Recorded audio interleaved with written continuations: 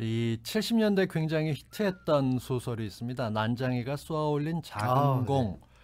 이 주인공 난쟁이네 가족을 통해서 1970년대 빈민들의 삶을 맞아요. 살펴봤었던, 줄여서 난쏘공이라고 조세희 작가가 썼던 글인데 이 요즘은 기사 제목이 이렇게 반영이 됩니다. 오세훈이 쏘아올린 강남 3구 집값 폭등.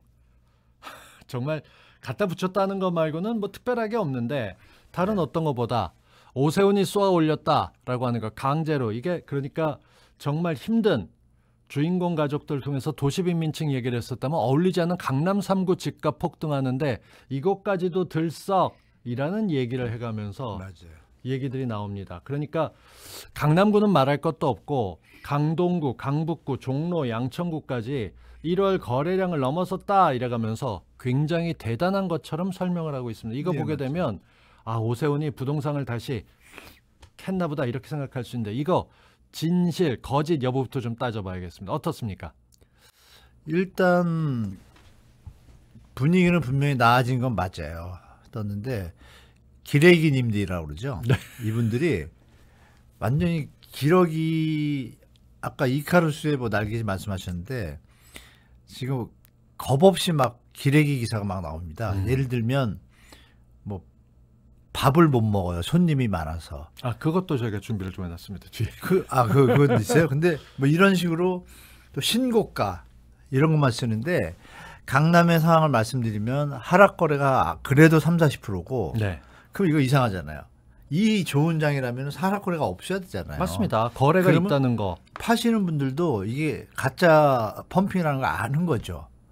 그리고 올려서 사는 분들은 나보다 더 큰 바보가 산 거예요. 아니면 탐욕을 기다리고 더 오를 거라고 생각하는 분, 아니면 저번 주에도 말씀드린지 모르지만 생활 안정자금 해가지고 강남에 사시는 기존의 분들한테 아들이 집 사면 보태줄 수 있게 10억까지 대줘요.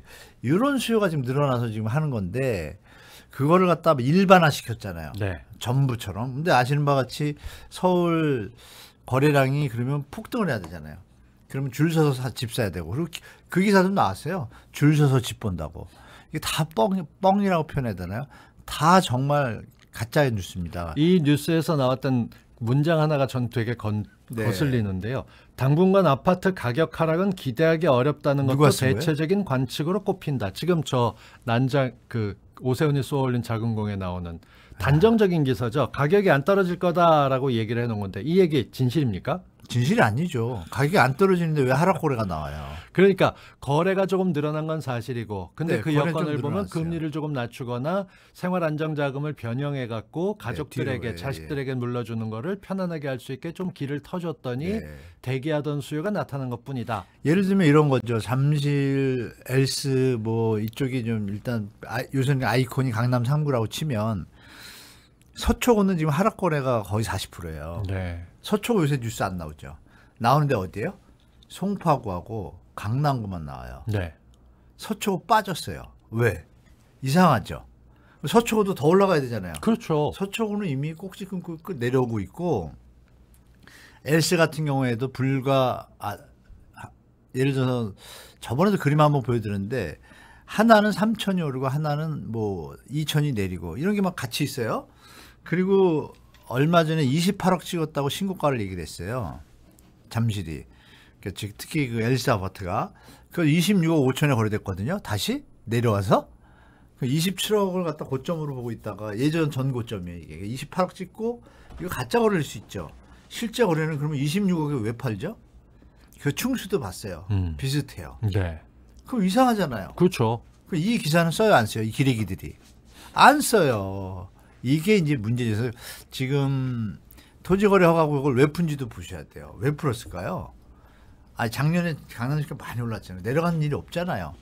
집값이 내려가서 하방 위험이 있을 때 그때 이제 투기 세력이 없다고 판단하니까 풀어주는 건데 갑자기 뜬금없이 풀었어요. 여기 제목에 나와 있잖아요. 왜 푼지 그 자료 하나 보여주겠어요? PD님 아침에 가셨나? 6월 22일 있잖아요. 네.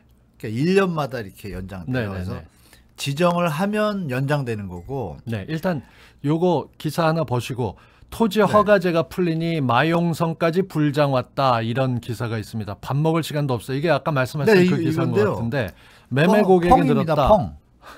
왜 펑이냐면요. 매수 우위 지수가 지금 작년 8월 9월에가 한 70 갖고 지금 50 넘었어요. 네.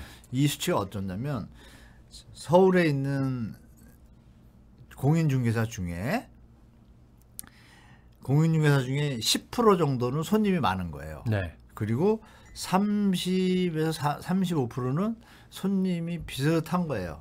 파는 사람도 있고 많고 사는 사람도 많고 나머지 55% 정도는 손님이 없어요.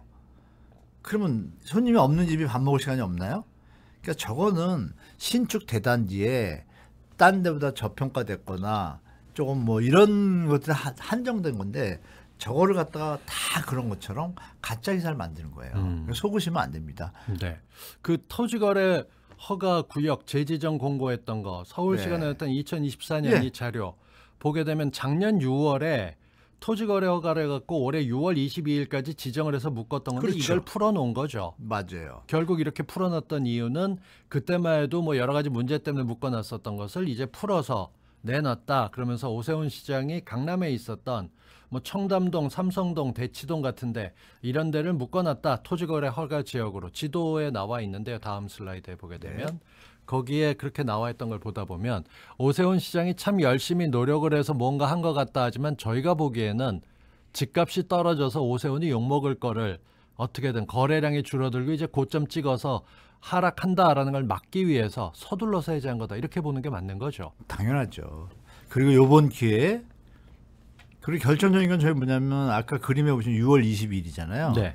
근데 푼 날이 언제예요? 2월 12일날 풀었거든요. 왜 미리 나서서 풀까요? 그냥 놔두면 해제되는데. 넉 달이나 앞당겨서 미리 네, 푼 그냥 거죠. 가만 놔두면 해제되는데. 그 작년에 했던 얘기가 있어요.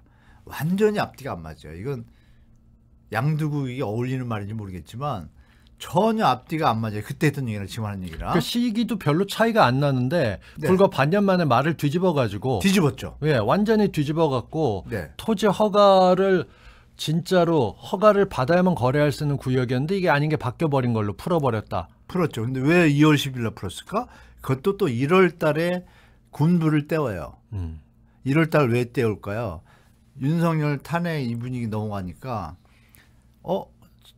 대선에 그러면 홍준표하고 나하고 뭐 이런 생각을 할 수 있잖아요. 당연히.